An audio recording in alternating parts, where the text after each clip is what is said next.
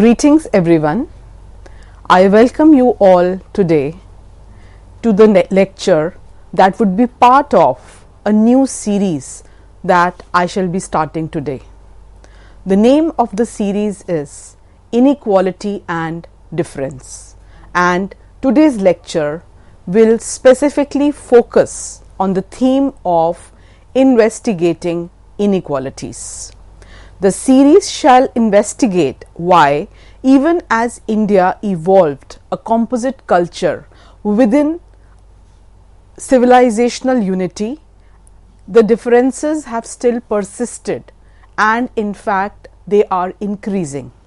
Using a variety of primary and secondary texts, key issues in ancient Indian social history such as Varna, Jati, class, caste, gender and perceptions of cultural difference would be explored in the suggested series. I will also look at the persisting search for equality and for a politics that engages with the idea of difference within evolving political frameworks, both with reference to pre-colonial as well as post-colonial developments. So there are some key points that would be taken up in the several lectures that would be planned as part of this series.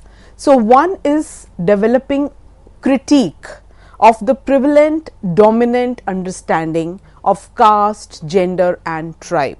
Then also discussing the complex relations between differences and inequalities. So we shall not only be focusing our discussion or limiting our discussion to undertaking an in-depth analysis of several categories that have evolved as distinct identities, but we would also discuss as to how these also lead to persistent inequalities. Then I shall be examining the inherent politics in the creation of inequalities and differences. So basically we would not only be focusing on the past, but we shall be taking several contemporary trends in order to find out some of the answers. Then also I would try to outline various initiatives taken by government to prohibit caste, gender atrocities as well as upliftment of the deprived sections of society, and also the limitations of several such initiatives must be discussed in order to find a solution to the problem. Now coming to the aspect of sources of the study of this kind of a thematic topic, the first topic that I would be taking up is Varna, caste and Jati. So if we talk about the sources of this kind of a theme, then two principal sources can be distinguished: the literary and the historical. Now the first derives from the sacred books of the law, the Smriti literature and the Dharam Shastras, while the second source derives from the non-textual historical data as well as field research, and this can also incorporate several contemporary writings as well as trends. Now when we are talking about our understanding about caste or Varna system, then we must make a reference to how the colonial rulers, how the Britishers, they kind of described this, and there were Indologists who were not historians or social scientists, and they largely relied on the literary sources as they were mainly interested in knowing about India's past from a very technical point of view. So they kind of considered the Sanskrit literature as the most authentic source to know about the in-depth details about Indian society. So we can understand why the literary source of evidence was predominantly used in early studies on India, and how the ideological approach to caste was adopted by several such scholars. But this was essentially a Brahmanical view that inevitably stressed an ideological and a ritualistic understanding of caste. So therefore, if one is relying only on the textual tradition, and that too only on the Sanskrit literature, then these limitations are bound to exist. Now coming to a very relevant question, that is, what is caste? As an ethnographic category, caste refers to a system of social organization which was very specific to India, but as a sociological category, it indicates almost any kind of class structure with exceptional rigidity. So the aspect of rigidity, that is, one is born and one dies in a particular caste, is very important. So caste in socio-cultural terms stresses its unique ritual aspects in Indian society, whereas caste, if seen in terms of power relation prevalent in the political economy of a society, however, emerges as a much more broader and a much more logical kind of a explanation. Now coming to the cultural traits of caste, here we have scholars like Hutton who have enumerated not 1, 2 or 3 cultural traits of caste, but almost 7 such characteristics. For example, the emphasis on endogamy, then restrictions on interdining, then hierarchical grading of castes, then the idea of purity and pollution related to food, sex and ritual, and also association of caste with traditional occupations, as well as hereditary ascription of the caste status, along with the prestige of the upper 2 varnas, that is the Brahmins and the Kshatriyas, are some of the cultural traits that have been outlined. Now, if one has to define caste, so we have the classical Weberian model of class, status and power that has provided a very frequently used schema for a sociological understanding of caste. Caste is largely interpreted as a special kind of status group based on the principle of a clan charisma that is inherited. So there is an emphasis on clan charisma as well as inheritance of one's caste, as well as existence of caste as a status group and not as any other random category. Now coming to the issue of proliferation of castes. So this largely derives from several factors like migration, then new sect formation, emergence of occupational differentiation, and also the rising gap between the haves and the have-nots. Now this kind of model allows for the interaction of the different orders. Hence, while caste differentiation was primarily religious, the political power cooperates to legitimize it, and the economic interests further help in sustaining it. So we see that it is the ideological, the political as well as the economic interests that have largely played a very important and active role in the proliferation of castes. So it is not as if it was a system that simply emerged in ancient India and then continued to exist. There were these various political, economic and cultural parameters to enhance its importance, and also that were important factors behind the proliferation of castes. Now a very important term that one can mention with respect to understanding the caste system is the concept of Sanskritization developed by M.N. Srinivas. He has made a crucial contribution to our understanding of caste in its historical and sociological context. So Srinivas has linked the ideological hierarchy with the interactional mobility and does away with the old stereotype of caste as an institution that admitted of no change or mobility. So therefore, according to M.N. Srinivas, one cannot really consider as the caste system as being changeless or as where there was no mobility that was possible. So he has defined the process of Sanskritization as one by which a low Hindu caste or tribal or any other group changes its custom, ritual, ideology and way of life in the direction of a high and frequently twice born castes. So therefore, Srinivas has kind of pointed out that how there are innumerable examples of how those belonging to the marginalized caste or community started aping the ways and means of leading one's life and the cultural traditions of those belonging to the upper castes, and thereby in due course of time a change came in their status as well.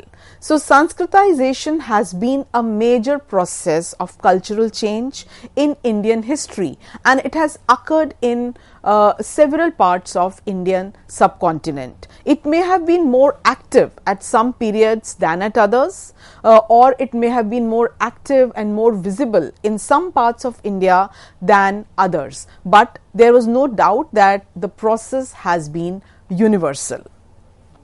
Then there are some scholars who have also kind of pointed out several exceptions that existed in the past also, with reference to the kind of occupations or the kind of role that a particular community or caste was performing. So for example, K. M. Panikkar has maintained Kshatriyas, or the last genuine Kshatriyas, were the Nandas, who disappeared in the 5th century, and henceforth it was the other Varnas who became very influential, and they even became rulers and they established ruling dynasties. So they belonged to both the Shudras as well as the Vaishya Varnas. So it was always the king, the secular power, that determined the hierarchical order of castes on the advice of the Brahmins, who had the religious authority as well as sanction to do so. So therefore, one can say that even with Sanskritization, there were changes in the economic interest and political power of groups. Okay, so it was not as if there was a change that was coming about within an individual's life or in the life of a particular unit of family. It was always groups who kind of were able to ascribe a different status for themselves, and this provided a symbolic justification in terms of the caste ideology. So the changes, even as a result of Sanskritization, were positional and they were not structural. So it was not as if the structure of the Varna hierarchy or the caste system was being challenged. And the mobility here refers not to individual or to family mobility, but to the community mobility that kind of was spread over several generations. So it was a long drawn out process that carried on for several generations. The Sanskritization as a process was the chief channel of mobility in pre-independent India. The socio-economic changes in the post-independent India, and especially the newfound status of citizen and voter, ensured active lower caste groups political participation. So we see that during post-colonial period from 1947 onwards, there was no more Sanskritization that was the only vehicle of social change. So now we had changes due to the political power that was handed down to the citizens, to the masses, to the rich, to the poor, and caste therefore became not it was totally relegated to the background as far as one's constitutional rights were concerned. So there was now mobility through political participation, and the entire Buddhist movement among the Navabuddhas is rightly interpreted by several scholars as some kind of a rejection of Sanskritization. As has been pointed out by Lynch, the political participation is the path that mobility movements have followed in post-independent India, and in future also the same trend is going to continue. Now, the next aspect of caste that we can discuss is social order as the ritual expression.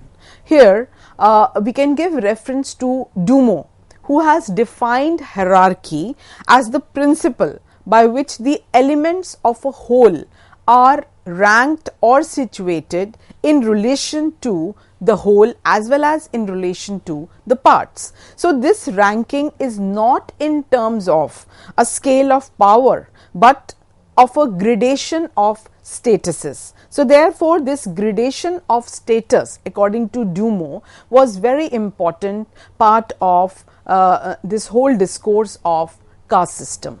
The social order is perceived as the ritual expression of the cosmic one. So therefore, this ritualistic importance and how any kind of social order had to be justified by taking recourse to ritualization and ritual expressiveness became very important. So as has been pointed out by Dumont, the relevance of the principle of hierarchy as socially given needs to be taken care of. This inevitably introduces a rank order and the principle of hierarchy alongside. According to Dumont, man does not only think, he acts. He has not only ideas but values, and whenever a human being adopts a value, it means that he has introduced hierarchy. So therefore, hierarchy was the most important factor according to Dumont, and this was inevitable if a human being was thinking as well as acting, and also doing so along with some kind of a value system.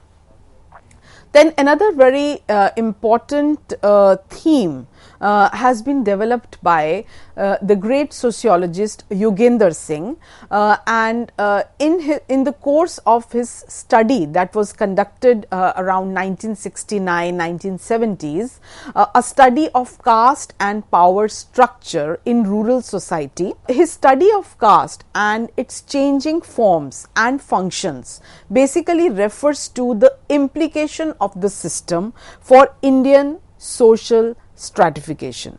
So caste system is seen here as a status principle of social stratification in India. So caste becomes unavoidable as a standard to measure changes with reference to other principles of stratification. And what are the other principles of stratification that he has outlined? Like wealth, which indicates class, and then power, which indicates elites in the society. So these new principles only sometimes operate autonomously. More often they operate along with the caste principle of social stratification. Now, if we talk about the historical genesis of caste and how there was an evolution of the Varna hierarchy of the caste system, so we can say that by the later Vedic era, around 1000 BCE, the word Varna was used to distinguish people even within the Arya group.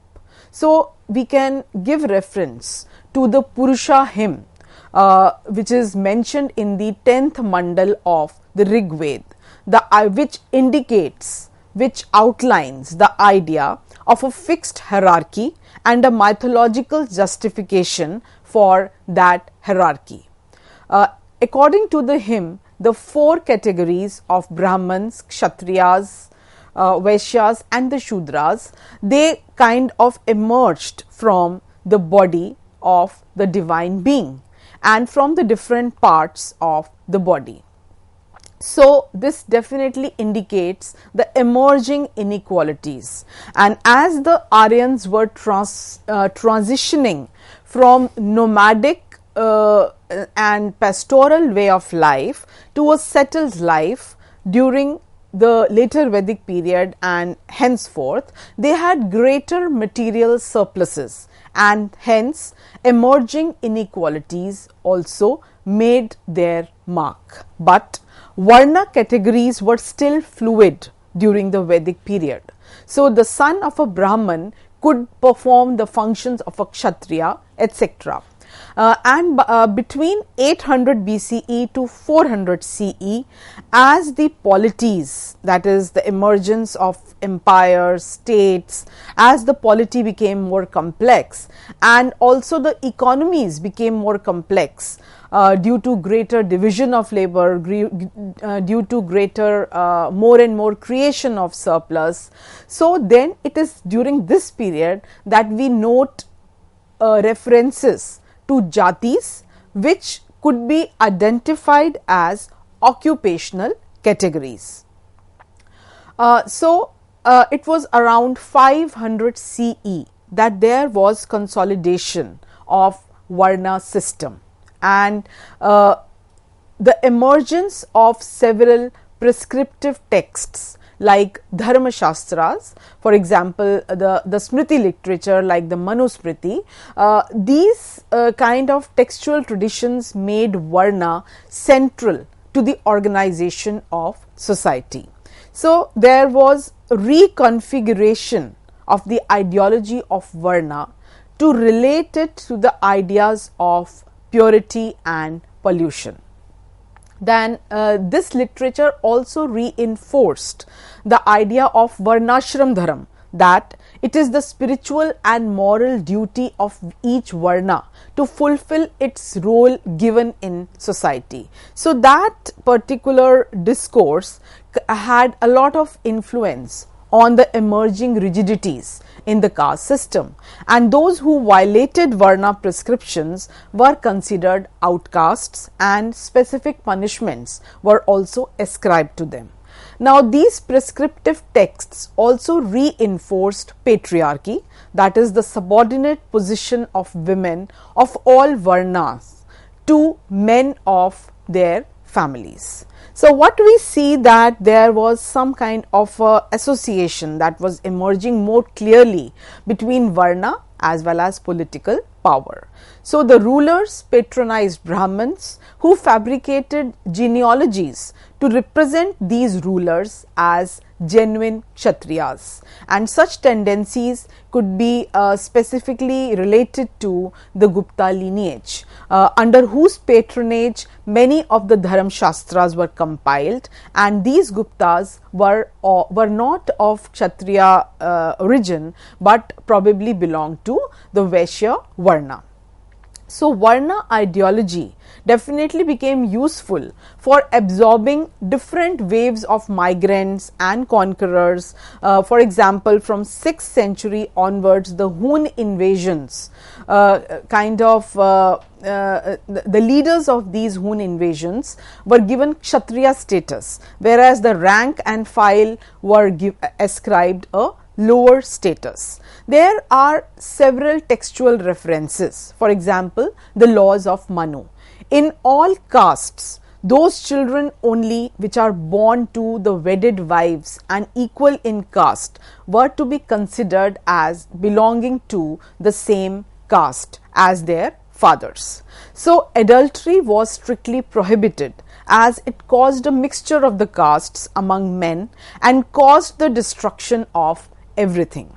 So, there definitely can be a discussion around the religious origin of caste hierarchy with reference to the Purusha Sukta hymn, according to which the different varnas emerged from the different parts of the body of Purusha, that is the head or the mouth gave rise to the Brahman or the priest or the teacher, and this came to be associated with white, whereas the arms of the divine Purusha was associated with the Kshatriyas, who were the rulers, the warriors, and the symbolic color was the red, where the legs came to be associated with the Vaishyas, that is the landlords or businessmen, and the color associated was brown, and the feet came to be associated with the fourth varna, and that is the peasants, and the color that came to be associated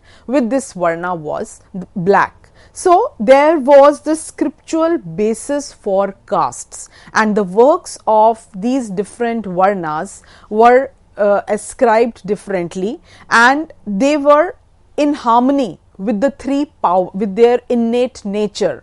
So, while a Brahman came to be associated with peace, self-harmony, austerity and purity, loving, forgiveness, etc.